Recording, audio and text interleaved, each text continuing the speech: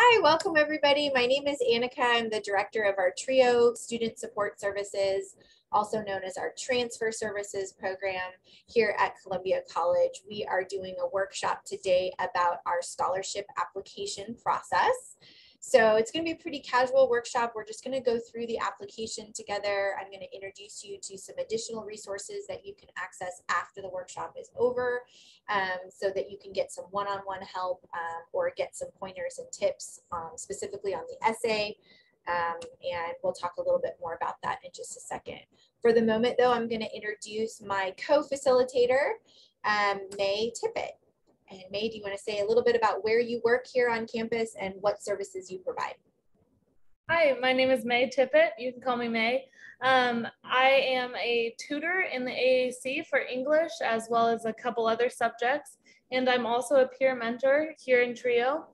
I am majoring in social and behavioral sciences and looking to transfer, hopefully by next fall, to get a liberal arts degree for my bachelor's. I am going to be helping out with scholarships as well, so when you are filling out your scholarships or working on your personal essays, I will be available to help you out, and you can give you tips on it because it can sometimes be a confusing process. Yeah, so I'm looking forward to getting to know you. Great, thanks, May. So as students join and have to leave or anything like that, we will be recording this workshop so that everyone can have a copy of it at the end, and that'll be available in our TRIO Canvas course for those of you that are already in the Transfer Services program, and for anyone else who is needing a copy of this, it'll be available as needed and on the website. Okay, so we're going to dive right in. I'm going to share my screen for the majority of the time. So feel free to speak up in the chat or unmute yourself if anything is not visible or wonky in any way, shape, or form. So we just went to the main Columbia College homepage, right, to get started. And then under admissions and aid menu right here at the top, if you scroll down, you have the scholarships direct link. You can also search for it up here and it should pop up pretty easily. This has been updated recently, so if you've looked at this page, even in the last couple of days, most of these things have been updated. So this is pretty much the same information that was emailed out to all students just yesterday on September 20th. To let you know that our application cycle for fall and for spring has now opened. We have some new deadlines that are coming up, and well, first one we'll talk about will be October 15th. And then the next one, which is kind of new, so if you're a returning student and you've done this before, this is kind of new. Typically, we used to have the deadline at the end of the fall semester, so it would be like December 10th, somewhere around there. Now we are extending it all the way until February 4th to give people a little bit of extra time. And I'll talk about why that is so important, especially for the brand new students that are first-time freshmen and maybe haven't fully established relationships with their professors yet, to get those letters of recommendation. This is going to give you a little bit of extra time to do that. So the application itself is available to log in here. And when we log in, I'll stop my screen share for a minute because when I log in, it's going to log me in as a staff member. And so it's going to look a little different to you. But then I'll come back on and show you what it looks like from your perspective as a student as well. One thing I want to point out is that this scholarship application automatically does the work for you. So you fill out one application. There might be a couple of supplemental questions here and there, but basically you get one application filled out and it automatically submits you to anything that you might be eligible for through this one process. So it's pretty darn cool.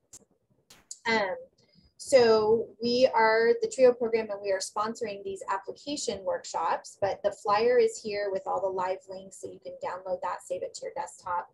And then of course the workshops that we're doing right now are linked right here. So we do have a couple more coming up. For the fall cycle, the first deadline is October 15th, and it's for what we call OSHER. Osher is the name of a very wealthy individual that donated a whole bunch of money to the state of California.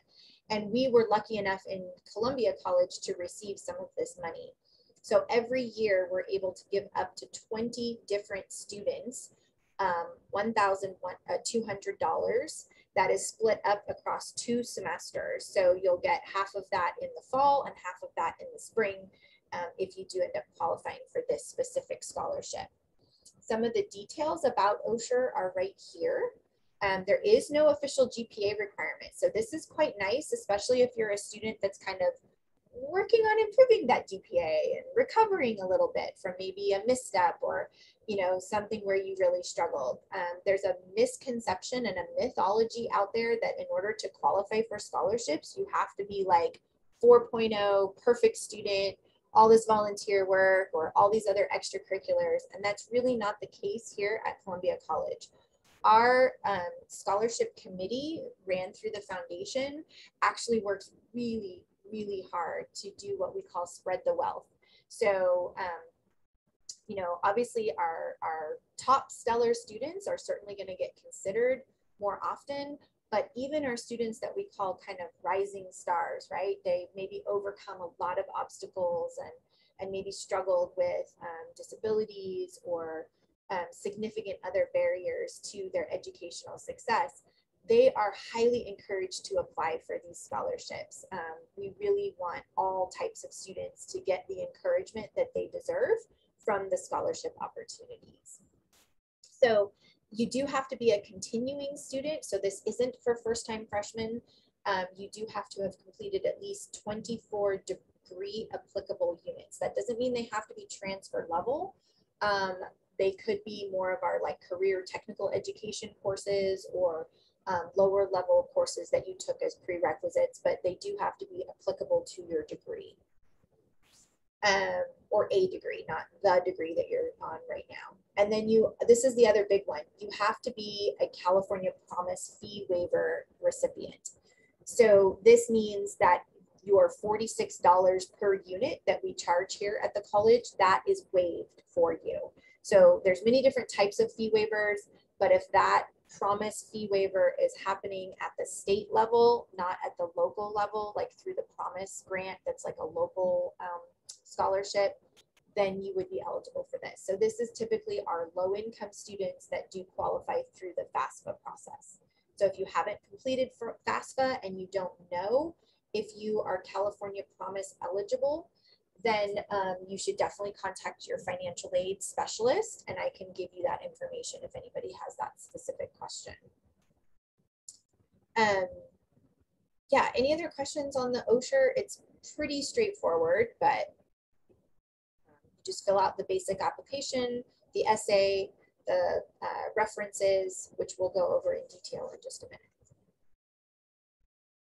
Okay, last thing I want to talk about in terms of the upcoming deadlines for fall is we do have some specific to hospitality management, music, and then also the fire academy.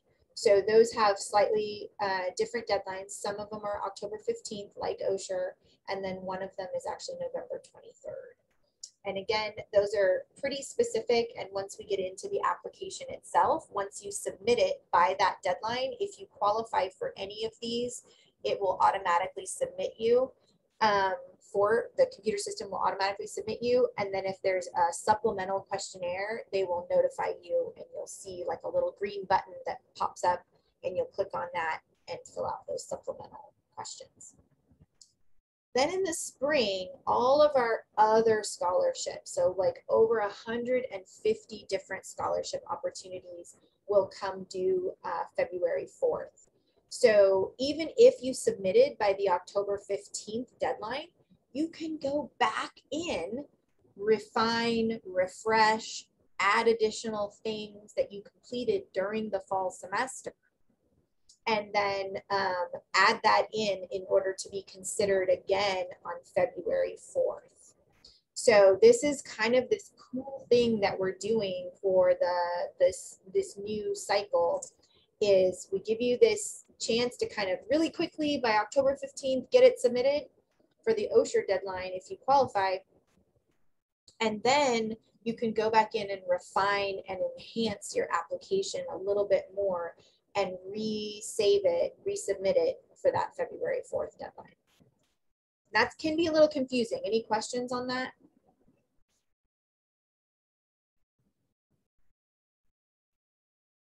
Okay, we'll come back to that if we need to. So just scrolling down on the rest of this page here, there is something else called the Finish Line Scholarship. So this is specifically for students who are at least halfway through their educational goal at Columbia and can complete their desired certificate or degree if they attend full-time over the next 1 to 2 semesters.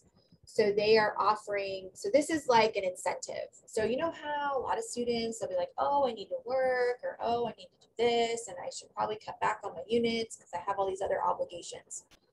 Well, this is the opportunity where some of the donors have said, hey, we want to take that financial burden away from students, and we want to provide them an opportunity to go full time and just get it done. So this is something called the Finish Line. These specific requirements are here, so I'll let you read through those specifically. When that comes due, they will put out a notification, so watch your student email, pay attention to this website.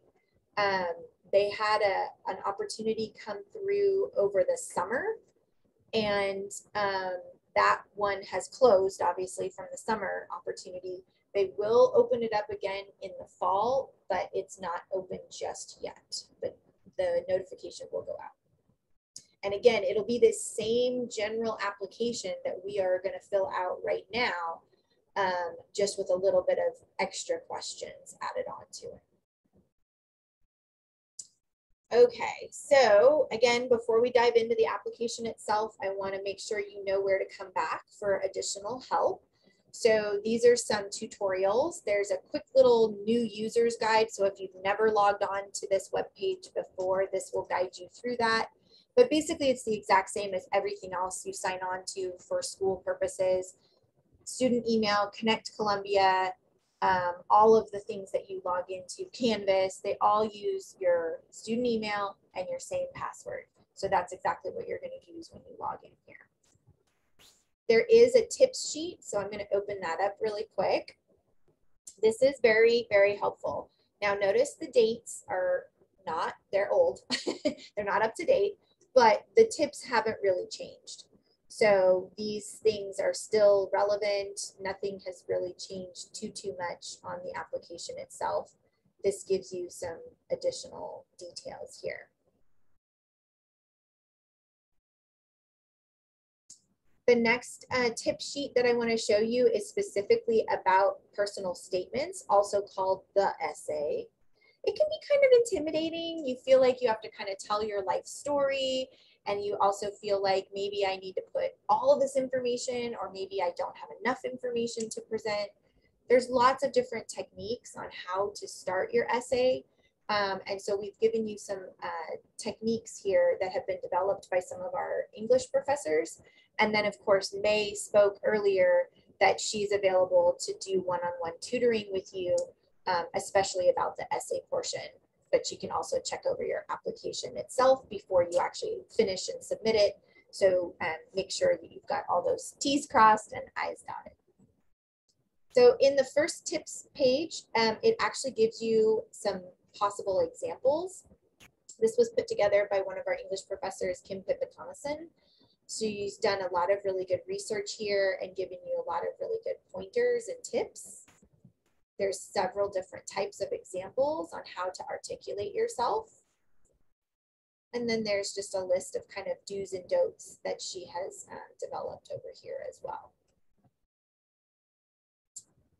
There's another English professor that used to teach here. She's been gone for a little while, but Callie Kitchen put this PowerPoint together and talks about, you know, kind of this is your opportunity to really show off all of the things that make you you, and life experiences, career goals. There's a lot of different thematic ways to go about writing your personal essay. And again, we could talk a whole hour just about the essay. So we'll give you these starting points, and then we'll encourage you to seek out some additional one-on-one assistance once you've got a little draft going. Just like every bit of writing, it's super important to just write, right? Just get it down, get it out, and then you can always rework and rewrite. Half the writing process is editing.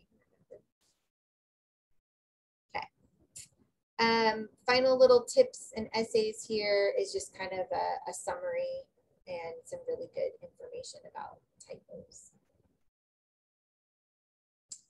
Okay, so last note before we dive into the application itself is there are off-campus scholarship opportunities. They're both available here. The foundation keeps track of a few there. And then there's also some available on the TRIO page. And so I'm going to show you that really quick. We go to TRIO and click on Student Support Services and click on Scholarship Help. This is also a super helpful page. It looks like a bunch of links, and I'm going to put it in the chat just so everyone has access to it. But these links are actually really, really informative. And again, if you like help navigating these links, May is a great person to schedule with, or myself. All right, now the important part, what we've all been waiting for. I'm gonna stop sharing for just a quick minute, gonna get logged in here.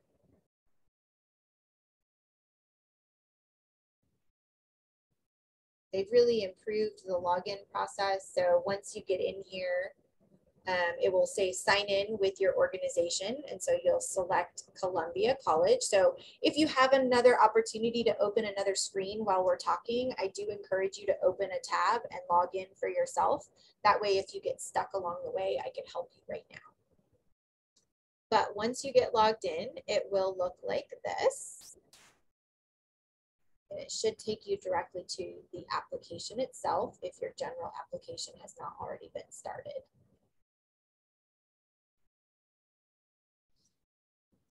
I'm going to try to make this a little bit bigger.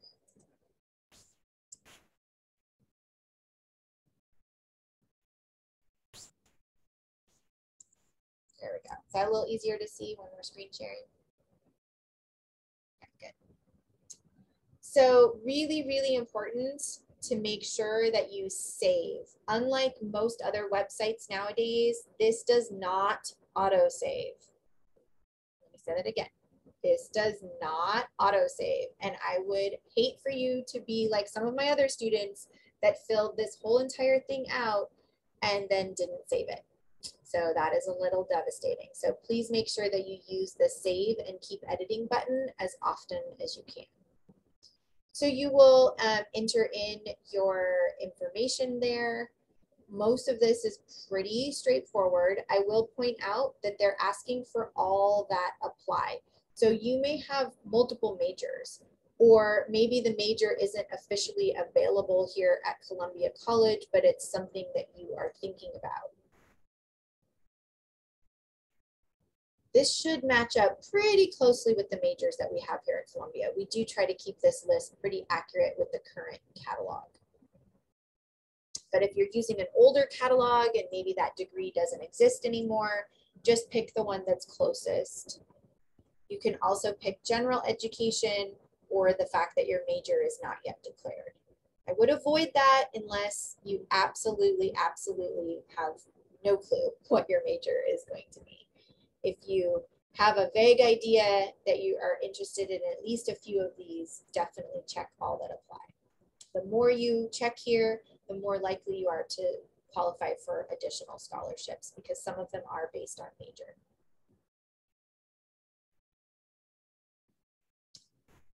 Now, you may feel like this is a little redundant. Do you plan to pursue a course of study in any of the areas listed? Again, they want you to check all that apply. So accounting and accounting are on here twice. So you might be majoring in business right now, but then you are still interested in going into accounting later on. Okay, so that's a good example. So again, click all that apply. give some definitions here. Most of these questions are pretty straightforward. I will point out that if it has an asterisk next to it, it is required. So you do have to pick something from the drop down when it has an asterisk.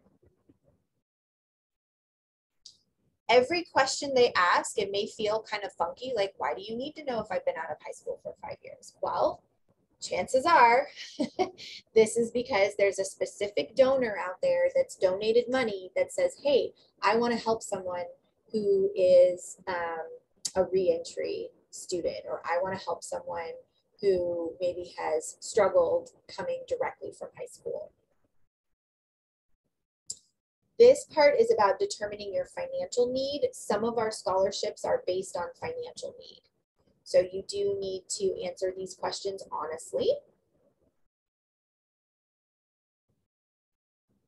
And this, again, feels a little awkward sometimes to include your parent income. You're like, but I don't live with them. But if FAFSA requires you to include your parents, then you still need to include it here.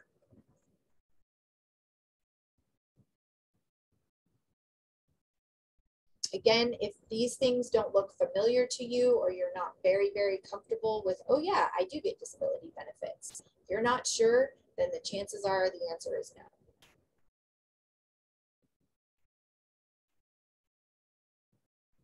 This question is really important. If you do not live with your parents, but especially if you had to include them up here based on the FAFSA definition, it's really important that you select how they contribute financially to your support. And there is a none option as well. This is an important question. Do you plan to complete your degree or certificate at Columbia? And if yes, what? A lot of you may not know, but guess what?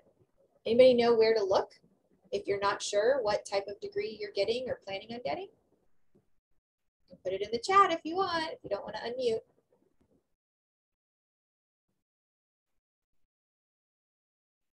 No bonus points? Okay. It's Starfish. You can go to Starfish, check your degree plan, and it'll tell you what type of degree or certificate you're going for.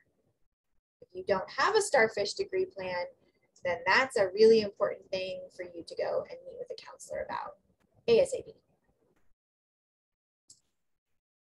Bachelor's degree, currently engaged in leadership activities. I'm actually going to pause there for just a minute. We're going to come back to the leadership activities. I'm actually going to do something that I forgot to do at the very beginning. And I told May I was going to do this, and then I didn't do it. So we're actually going to scroll all the way to the bottom. I did the classic mistake. I started filling out the application without reading the whole application. And that's like my #1 tip to all of you, is read the whole application before you start filling it out. The reason why is because there's really important stuff down here at the bottom. In fact, the most important things and the most time-consuming things are actually at the bottom. So it's important that we scroll all the way to the bottom and kind of read our way back up so that we can see what are the things that are going to actually take the most time on this part of the application. So obviously your signature and kind of the disclaimer that goes along with that is only here once. But the next part that kind of takes the most amount of time for people is the essay portion. And this is the very subtle, very simple prompt that they give you to write the essay. It says, please describe your personal and academic goals as well as the life experiences that led you to Columbia College. Boom, that's it.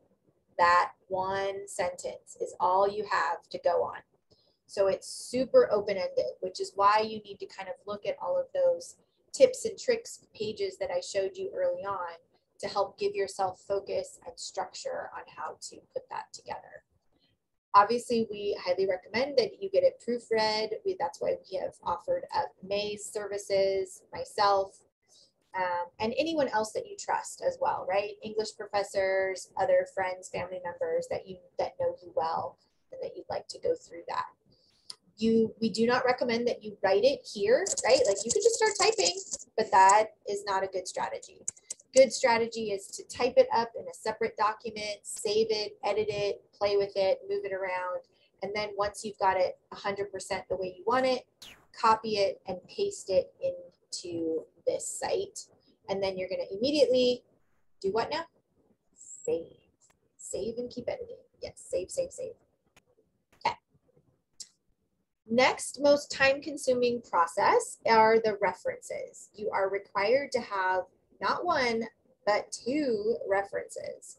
Now, if you end up qualifying for some of the additional scholarships, like the Faculty Scholarship, Student of the Year, the Finish Line Scholarship, some of those other ones will request some additional information from you, and they might also request an additional reference. But you will get notified about that separately, or it will pop up in your account when you go to submit your application at the end, and it will tell you that you may need some additional references. But for now, let's say you're like, oh yeah, I am a forestry major and I know I'm one of Tom Hostrov's best students. I know he's going to give me a letter of recommendation. I'm going to type his name in here, and then I'm going to put his email over here, and then I'm going to hit save, and it's going to send that email automatically to the person that I put the email in there. Now, it's probably going to freak out because I didn't actually put an email address in there. I just realized. So I'm going to delete that, delete that.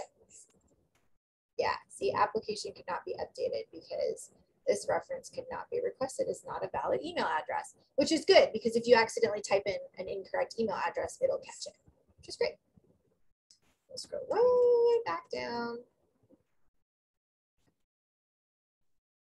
There we are. Okay.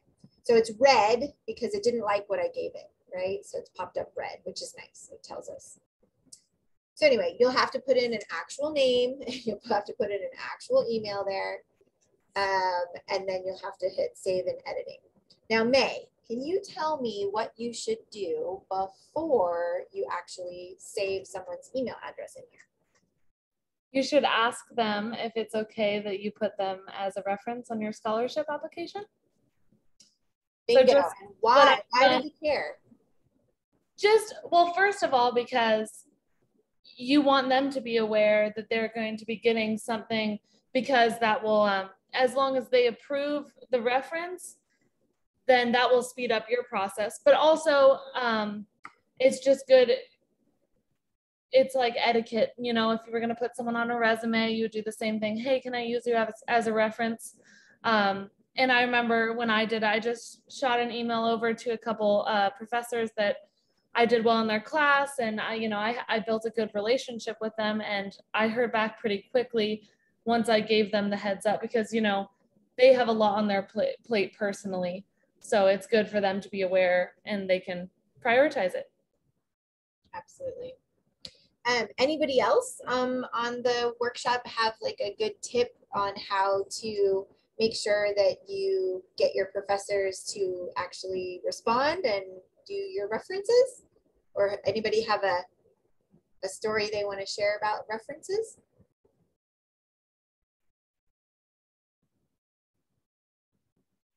Okay, so basically with references, I'll give you an order of priority. The number 1 priority is to try to get a professor within your major.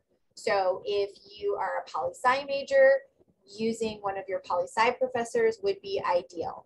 And then your other reference could come from any of your other instructors that you've had over the semesters. So that's number 1, major professor. Next one would be any other professor that you've done well in their class. The next one would be maybe a counselor or someone else that you've worked closely with here on the campus. Maybe you're in student government, and so then the advisor for student government is a great person to put down as a reference because they know a lot about your skills and your abilities. Basically, what you're looking for is someone who can attest and reference your academic abilities. These are academic scholarships. They're not about how wonderful of a person you are, although that can be part of it too, but they really want to see who can talk about your academic abilities. So for example, if I'm not your instructor, then I might not be the best fit for references. Even though you and I might know each other really well and we work together a lot on your transfer goals, I may not have enough information to give a solid reference. That doesn't mean I can't, but it means that there might be a better choice out there. However, we do have a lot of, oh, Madeline, I see you have a raised hand. Go for it. So I've taken classes both at Columbia and Modesto Junior College. Yes. Would a reference from one of my professors from Modesto Junior College count for this, or does it have to be someone from Columbia? Great question, Madeline. Yes, your professors at MJC are a great idea. Again, just make sure that you have a heads up. They will get an email automatically that says, hey, Madeline has asked for this reference, click here to fill it out. They do need to fill it out by the same deadline that your application is due. So say it's October 15th that you're trying to do the deadline for, then it's important that you give them enough notification, enough heads up so that they can get that reference done. And when you email them to ask their permission, you do want to reference that deadline and say October 15th is the deadline. Would you be able to write me a reference for that? Does that make sense? Yeah, thank you. Yeah, no problem. So we are about a little over halfway through the workshop. So I'm going to go through the next steps fairly quickly because they all are kind of similar. So the first one is employment history. And then the one before that is extracurricular activities. And then the one before that is volunteer. And then the one before that is awards and achievements. So all of these sections are going to be super important, but they're all very, very similar. If you have them, great. If you don't, talk with someone about what you might have overlooked or not thought as of an award or an achievement. So the most common one to go right here is if you had made the president's list, or what we sometimes call the dean's list. So if you got a certain level of grades, it'll appear on your transcripts. So you can go back and check your Columbia or your MJC or any other community college that you attended. You can go back and check those transcripts and see, did you make the president's or the dean's list? That means you took a certain number of units and you got a certain GPA. Even going back to high school, right? Did you receive an award or a scholastic achievement in high school? Did you have perfect attendance? You know, something like that would go here. You can add, I believe, up to 3 or more. You can just kind of keep adding until it lets you not add. Same thing with volunteer activities. It's optional, but it is highly recommended. They do give you some guidance here, and it says, when answering these questions, please consider whether or not your volunteer activity is something you would be comfortable talking about in greater detail should you be asked to participate in an interview or be selected for a particular opportunity. So for example, sometimes people volunteer in their church and maybe they're just not comfortable talking about their church. Or perhaps they volunteer with Narcotics Anonymous or Alcoholics Anonymous. And that is typically something that people might want to keep private. So don't feel obligated to put things down here, but if you are comfortable sharing it, you can put that information here. You also want to do something that is, especially you want to highlight things that are related to your potential major or career profession. So if you plan on working with animals and you've been volunteering with the ASPCA or any other kind of, 4-H or FFA or something like that, even though it was a while ago, it still might show relevance when it comes to your scholarship application. Something I'll stop and kind of mention here when we're talking about why they're asking for these types of things, especially when we get to extracurriculars, they don't know you. At this point, you're a piece of paper. You're a GPA and you're a bunch of clicks on a box. So let's paint a picture for them. Let's really get them to know you, right? And understand where you're coming from and what makes you unique. everybody has a really, really beautiful story. I actually share this all the time. You might not be able to see it when we're screen sharing, so I'm going to be super cheesy and share this for just a minute. It says, your beautiful, messy, complicated story matters. Tell it. And somebody gave me this when I needed to hear that. And so I like to share that with my students as well. Because even though your story might be messy, it is important. And all these little decisions and layers about your life add up to a lot. And there are donors with money that want to give that money to people who inspire other people or who have overcome other things. So just keep that in mind when we're filling out the application and especially the essay. So same thing along extracurricular activities. It's optional, but it is recommended.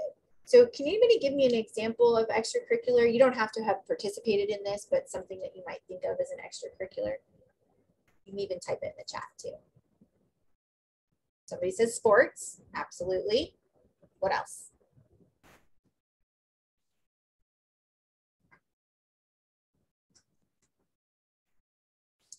So things like student government, working even here on campus sometimes when you're not like getting paid for it. Sometimes you volunteer to do that. That could either go in your volunteer experience or it could also go as an extracurricular. Clubs is the big one that most people think of when they think of extracurricular activities, especially on a college campus. Clubs are big. We do have a number of active clubs. So if you're interested in getting involved in a club, and then updating your application after you've gotten involved, you're welcome to do that. So we have everything from our adventure club that goes rock climbing and hiking, all the way to our STEM club. We have a D&D club. If you don't know what D&D is, then call me and let me know. No, it's Dungeons and Dragons. Everybody knows what that is. We have our Gender and Sexuality Alliance Club, known as the GSA. We have our Child Development Club. We have, I'm trying to remember all the ones right now. But if you're interested in clubs, definitely let me know. I can get you connected to the Student Center where they house all of the clubs and run those clubs. Other extracurriculars might be music. Maybe you're involved in a band or you help play in an orchestra or community choir, other things like that. And then employment history, again, is optional but highly recommended. They do only let you put, I think, 3 employment histories. So they're not asking about, you know, the minute details, but especially if you've had gaps in your educational goals or educational journey and you filled that in with work, it's really great to put that employment history on there to kind of, again, give people a full picture of, you know, I've been educating myself, but maybe out in the work world, right? Not necessarily within the school environment. So that's really important to put that on here. I mean, you could be anything in terms of your employment as well. Okay, so then we're back down to the references and the essay. So I'm going to scroll back up now and we're going to get above where we left off here. Units.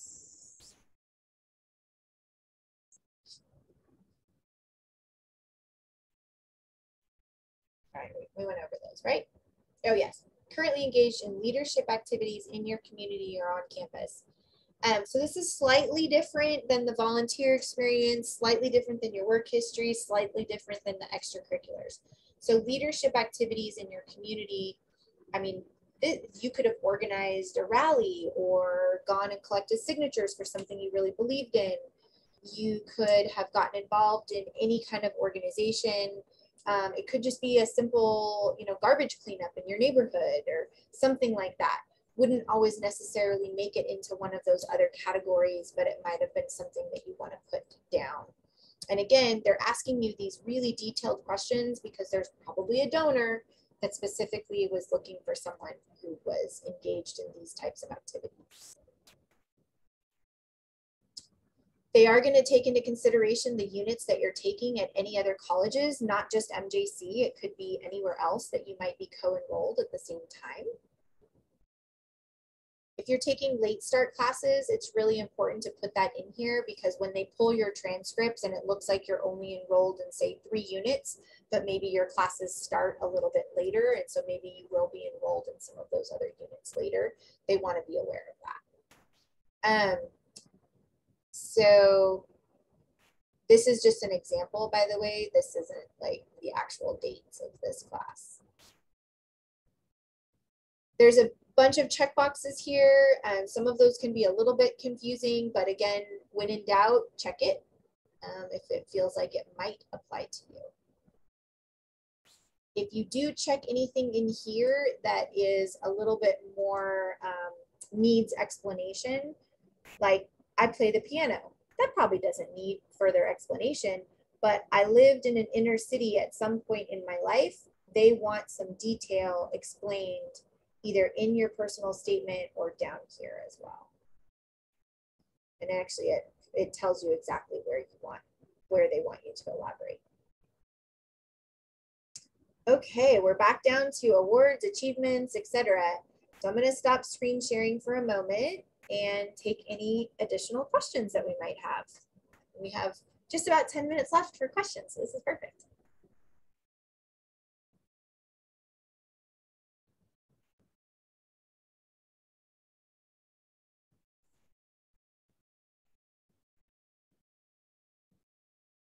You can also put your questions in the chat if you need to.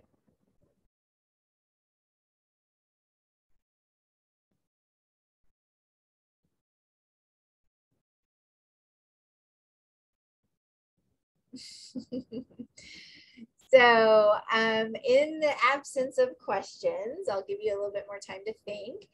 May, what are your hours that you're available both in TRIO and in the AAC? So if people want to make appointments with you. Yeah, I realized after I stopped talking, I did want to mention I'm also a fully remote student and student worker. So I'm all online.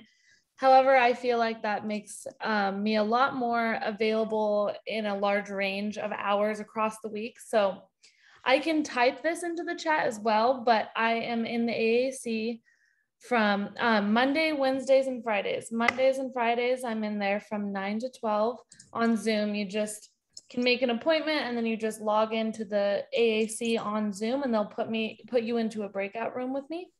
Then on Wednesdays, I'm on there from 12 to 3 and it's the same deal. And then for TRIO, I'm doing Wednesdays from 9 to 11 and Fridays from, sorry, that was just set for me from, I believe, 1 to 3. I'm gonna look that one up. Yeah, I'm gonna pull, I will put all of these, I have them all typed up. I'll go grab them, put them in the chat. So if you're like, oh, what'd she say again? I know it's hard to remember all those dates and times. But so for scholarships and stuff like that too, you can come see me in the AAC because I have so many hours there. I'm just, so that should be enough hours that you can fit me in somewhere. Yeah, so all online, but that, I know that can be helpful even if you're on campus and you're in between classes to meet with me on your computer, or you're like ready to get home. It can be helpful to just, get home and then start working on some stuff from there. So I'll put those in the chat. I think I found them.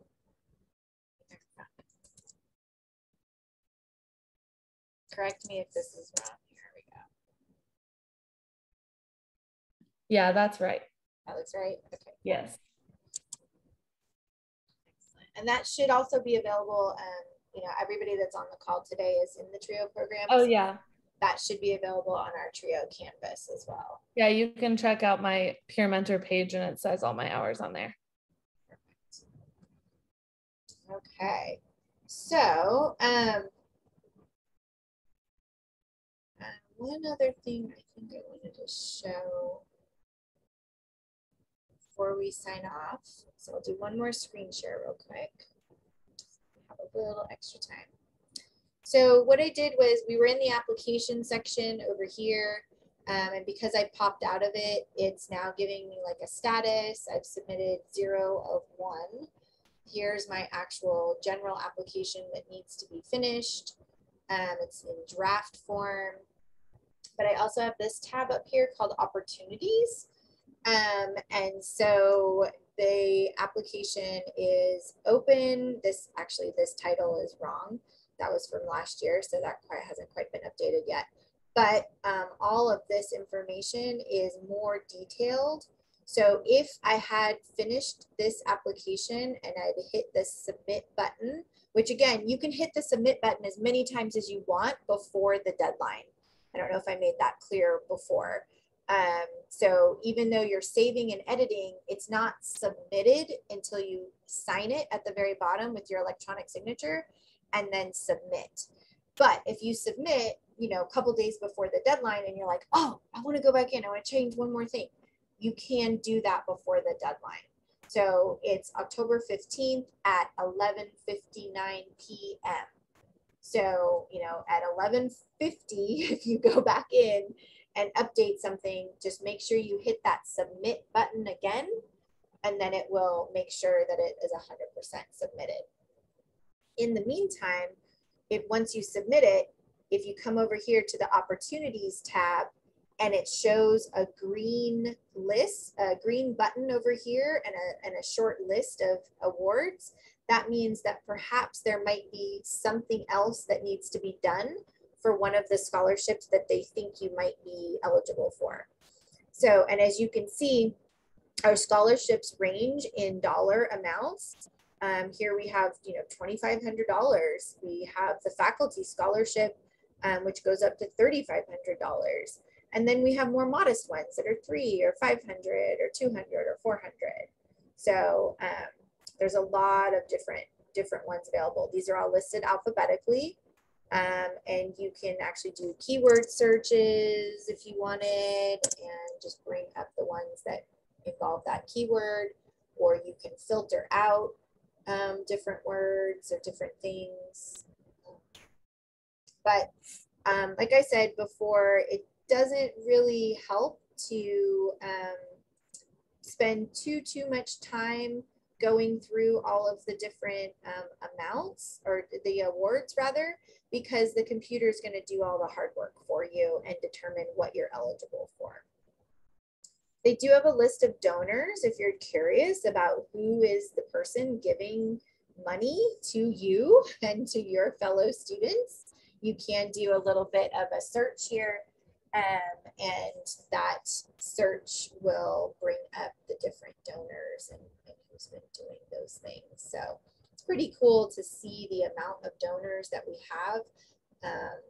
If you scroll down, I think we have 3 pages worth of donors, which is pretty phenomenal when you think about that.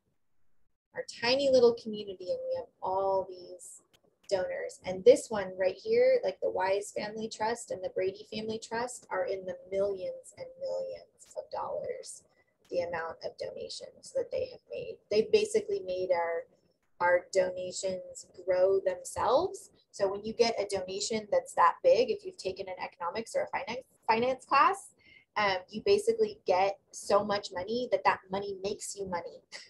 You know, it earns interest, it gets invested, et cetera, and it just multiplies. And so it becomes an endowment, which means it goes on basically forever, because there's just enough money to continually provide those donations indefinitely, which is pretty phenomenal for our tiny little school. It's been really, really amazing. Last thing I will say as we're wrapping up is that if you are awarded a scholarship, you will be notified. For the OSHER deadline, you will be notified by the end of the semester, so right around finals or maybe a little bit before. For the one that's due in February, you won't be notified usually until around mid-April, and they'll have a scholarship ceremony celebration. Probably it'll be on Zoom, but fingers crossed, maybe we can do something outdoors, socially distanced, and actually have it in person. It's a lot of fun when we get to have it in person, because you get to meet a lot of the donors. They will actually come and tell you why they picked you, which is really awesome. And you can give them that thank you letter in person and just revolve around that whole thing. Yeah, Tisha's been to those events before. They really are phenomenal. And part of getting a scholarship isn't just about the money, although of course that's super helpful.